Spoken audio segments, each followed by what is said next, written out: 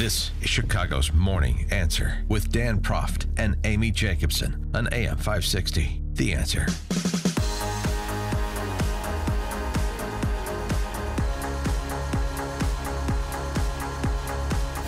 Good morning, Dan and Amy, and jobs numbers for December out. The projection or the data collection by ADP and Moody's had a big number, 250,000 jobs in December, meaning 2.54 million new jobs in the year 2017. The Labor Department's number is a bit lower, 148,000 jobs added in December, bringing the total new jobs created in President Trump's first year to a fairly robust 2.1 million jobs, in addition to the nice 3% plus GDP growth, again, something that we saw for three straight quarters and we didn't see for 8 years under President Obama. Yep. And the unemployment rate stayed the same at 4.1%. For more on the numbers and the meaning and Dow 25,000. Yeah, let's not bury the lead, Dan. Well, that's part of the lead. I don't know. I mean, look, Scott the cow guy, Scott Shellady. Yeah, he's a bit of a cynic. You think? He's not a rosy optimist. He's been, warning us about this economy on a sugar high for many moons. I wonder if he's changing his tune. I wonder if he has liquidated some chandeliers this morning. Well, I wonder if he's also liquidated all his assets and put them in Bitcoin. Oh. For more on all of these topics, we're pleased to be joined now by Scott the cow guy, Scott Shellady, Fox Business News contributor. Hi, Scott. Yes. Hi. Good morning. Morning. Hi. You happy this morning? Well, no, there's just lots to talk about. I mean, this is such a mishmash. I mean, there's a few other extenuating circumstances out there. I'd like to add to the fact that we've seen, you probably have it on the tips of your tongues, but, the Dow year over year last year was up 25%. Right. And the NASDAQ was up 28%. I mean, those are huge numbers. But we just had some information come across our desk that said that in the last 5 years, so 2012 to 2017, individual retail investors pulled $1 trillion out of the market. So this rally has been really not participated like everybody thinks it has been. And a lot of the money that's been put in has been institutional and or stock buybacks and stuff like that. So maybe when we start to see the retail investor get back in is when you really should get out, because usually that's how this thing all works out. Well, so elaborate on that, particularly with the tax cuts getting done and the prospect by some of our more optimistic supply side friends like Steve Moore of 4% GDP growth this year.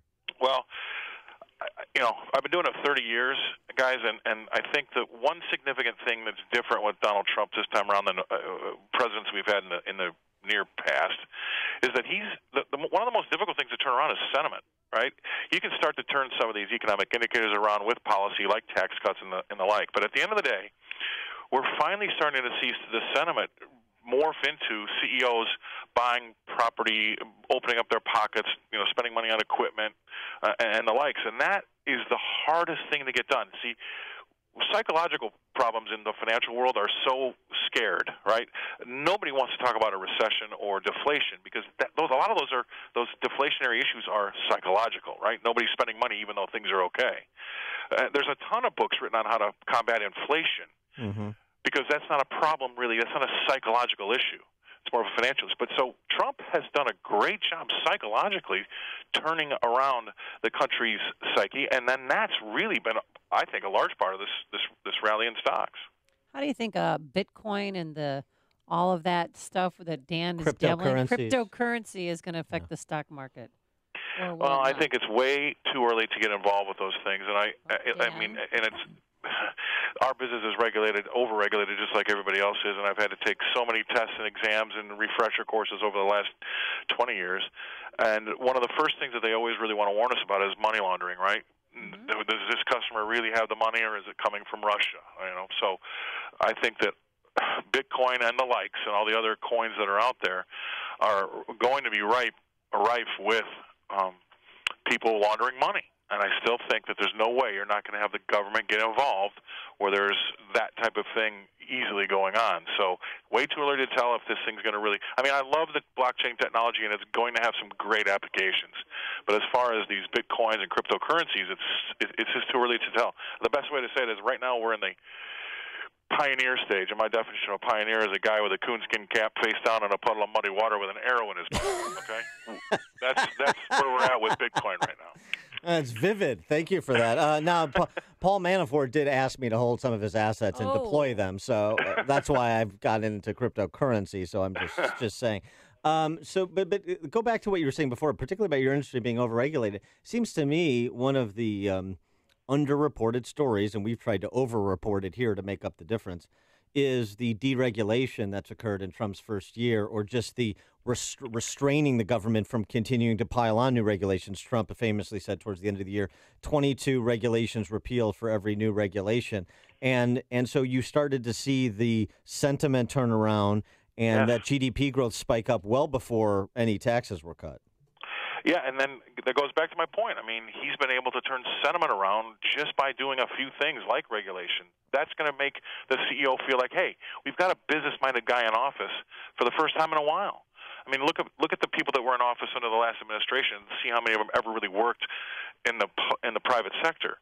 I mean, it's shocking to find out how many of them never worked in the private sector. So, I also saw something that which you probably reported on this, Dan, but Rasmussen came out with a poll at the end of the year, only last week, that said that both Obama and Trump had almost identical approval ratings at the end of their first years. Yeah, right. Yeah. And I think, obviously Obama started real high and then slid down. And obviously Trump has rallied a little bit, but it's interesting to see that at the end of the day, you love him or hate him, and he's easy to hate. I get it, right?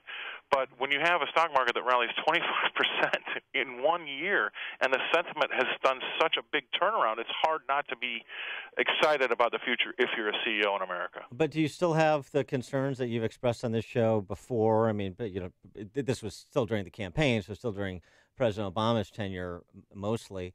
But about the Fed's tinkering with the money supply and quantitative easing and these kind of sugar high that the market was on, the economy was on, or do you think that as the Fed has receded in terms of its tinkering, and you see the deregulation and now tax relief, that we're kind of getting past that and we're on more stable footing? No, I don't think we're on more stable footing.